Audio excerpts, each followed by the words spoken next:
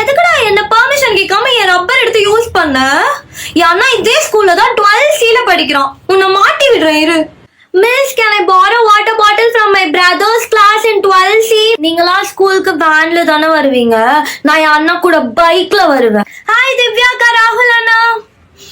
எனக்கு சீனியர்ஸ் எல்லாருமே தெரியும். என் அண்ணா பார்க்க எல்லாரும் வீட்டுக்கு வருவாங்களா, எனக்கும் அவங்க ஃப்ரெண்ட்ஸ் தான்.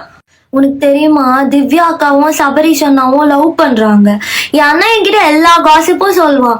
அப்படிதான் அன்னைக்கு பேக் செக்கிங் பண்ணப்போ அவங்க பேக்ல லவ் லெட்டர் இருந்துச்சான்.